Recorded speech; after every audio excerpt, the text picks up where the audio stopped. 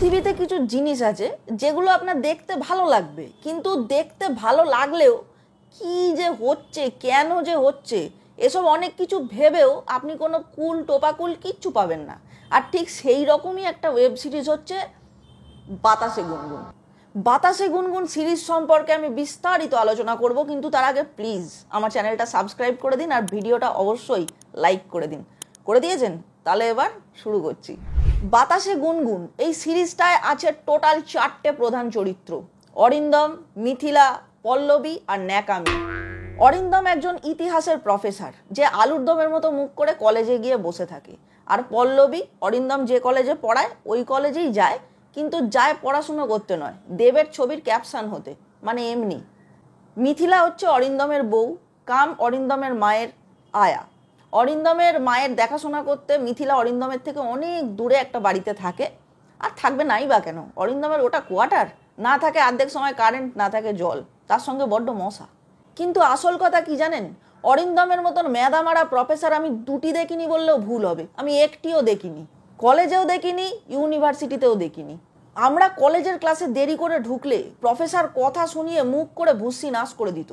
আর এদিকে পল্লবী হিল জুতো পরে লেট করে ক্লাসে এঁকে বেঁকে ঢুকছে, তার ওপর পিকাসোর ভাগ্নির মতো হাবভাব করে ক্লাসে খাতায় বসে বসে আলপনা দিচ্ছে। প্রফেসর অরিন্দম এই সব কিছু দেখছে, কিন্তু পল্লবীকে কিচ্ছু বলছে না। আর কি ন্যাকামি, কি ন্যাকামি!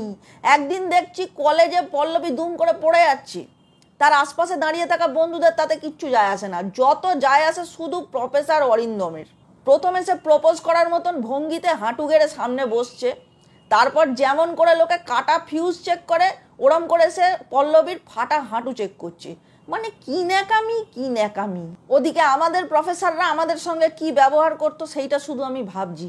আমরা পড়ে গেছি বললে কি বলতেন, না পড়লে পড়ে যেতেই হয়। তারপরে আবার কি ন্যাকামি, কি ন্যাকামি! বাবা গো, পল্লবী আবার নিজের প্রফেসরকে মানে অরিন্দমকে তুমি বলে, আর সেই তুমি শুনে অরিন্দম তাকে কিচ্ছুটি বলে না। কোনো শাসন নেই, কোনো ধমক নেই, যাই আপনি বলবে, আমি তোমার পিস্তুত দাদা নাকি তুমি বলছো, এসব কিচ্ছু বলে না। শুধু কি এই, তার ওপর আছে পল্লবীর হায়নার মতো বায়না। সে আবার অরিন্দমকে বলে আমাকে ইতিহাস বুঝিয়ে দিতে হবে। আমি তো এটাই বুঝলাম না যে ইতিহাস আবার বোঝানোর কি আছে? ইতিহাস কি কেমিস্ট্রি, ইকুয়েশন আছে? ইতিহাস তুই পড়বি, মুখস্থ করবি, খাতায় বমি করবি। প্রফেসর তোমাকে কি ইতিহাস বোঝাবে পল্লবী? যে একটি বিকারে 30 ml মুঘল সাম্রাজ্যের মধ্যে 4 ml ঔরঙ্গজেব ফোঁটা ফোঁটা করে ফেলে সেটিকে যদি 180 ডিগ্রি ফারেনহাইটে ফোটানো হয় তাহলে সাম্রাজ্য ভেস্তে যেতে পারে, এইটা বোঝাবে? আচ্ছা, তাও না হয় বুঝলাম যে পল্লবী একজন স্মার্ট আর অ্যাডামেন্টের কম্বো প্যাকেজ, সে পড়াশুনো এসব কিছু চায় না, ও মজা মারতে কলেজে আসে। কিন্তু অরিন্দম তুমি না বাড়িতে থাকলে 24 ঘন্টা বউকে কোলে নিয়ে কাটিয়ে দাও, সেই তুমি বুঝলে না যে পল্লবী তোমাকে হিন্ট দিচ্ছে? আসলে যে অরিন্দম বোঝেনি তা নয়, খুব বুঝেছে। আসলে অরিন্দমও হচ্ছে মেন উইল বি মেন, সেও ভাবছে একটু করি না, একটু যাই না, কি এমন হবে। আর এইসব করতে গিয়েই সে আদারে পাদারে পল্লবীকে নিয়ে গিয়ে কি করছে, ইতিহাস বোঝাচ্ছে। কিন্তু আবার অরিন্দমকে দেখলে খারাপও লাগে, ছেলেটার স্পিচ প্রবলেম আছে। সে যে পল্লবীকে এরম পার্কে নিয়ে গিয়ে ইতিহাস বোঝায়, এত পড়ায়, এত বাড়তি কথা বলে, স্পিচ প্রবলেম থাকার কারণে সে শুধু তার যে এক পিস বউ আছে সেইটা পল্লবীকে বলে উঠতে পারে না। আহা গো, আসলে অরিন্দমের মতন এরম সুন্দর মুখ চোরা ছেলে আজকাল দেখা যায় না। মানে পল্লবী ওর গালে হাত বুলিয়ে দিচ্ছে, পল্লবী ওর গালে চুমু খাচ্ছে, এসব কিচ্ছু ওর ভালো লাগছে না, এক ফোঁটা নয়। কিন্তু তাও কিছু বলতে পারছে না যে পল্লবীগুলো করো না। আসলে ছেলেটা সত্যি বড় মুখ চোরা। দেখো বস, এই সিরিজটা দেখে আমি আমার পাপের ঘোড়া আরেকটু ভারী করে নিয়েছি, তাই গল্প এর বেশি আমি কিছু বলবো না, চলে যাচ্ছি অন্য ব্যাপারে কথা বলছি, বুঝলে? মানে এই সিরিজটায় যে অ্যাক্টর অ্যাক্ট্রেসরা আছে তাদের বিষয়ে আমার ব্যক্তিগত কি মতামত সেইটা এবার বলি। অনেক বছর আগে শাহরুখ খান, নাসিরুদ্দিন শাহ, পূজা ভাট আর রামিয়া কৃষ্ণনের একটা সিনেমা এসেছিল নাম চাহাত। সেই সিনেমায় আমরা কি দেখেছি না, রামিয়া যে অত্যন্ত বড় লোকের একটা মেয়ে, সে গার্লফ্রেন্ড যুক্ত গরিবের ছেলে শাহরুখ খানকে পছন্দ করে এবং বলে আমার ওকেই চাই। এই সিরিজটাও ওরকমই। গোটা সিরিজ থেকে আমার মনে হচ্ছে 3টে টেক অ্যাওয়ে মানুষ নিতে পারে। একটা হচ্ছে শিলাজিৎদার অ্যাক্টিং, 2 নম্বর হচ্ছে আপনার মানালির অ্যাক্টিং, আর 3 নম্বর শাড়ি পরে সৃজলা গুহ। প্রথমেই বলি, গোটা সিরিজে শিলাজিৎ মজুমদার ডান্ডা ডুডুম ডুডুম বলে অ্যাক্টিং করেছে।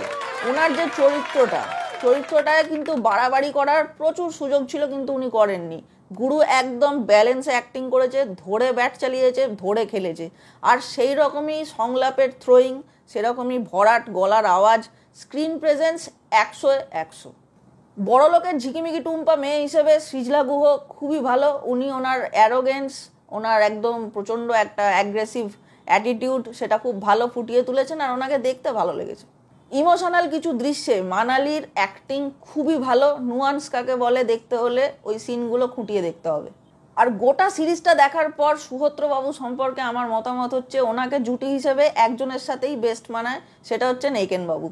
যাই হোক, আমি যা বলার সেটা বললাম। গোটা সিরিজটা অ্যাভেলেবেল আছে হইচই অ্যাপে, আপনারা চাইলে দেখতেই পারেন, না চাইলে না দেখতে পারেন, আমার তাতে কিচ্ছু যায় আসে না।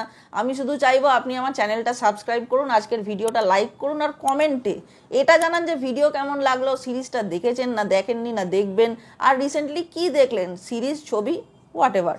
তাহলে এই ছিল আমার আজকের ভিডিও। খুব তাড়াতাড়ি ফিরবো নতুন আরেকটা ভিডিও নিয়ে, ততক্ষণের জন্য টাটা।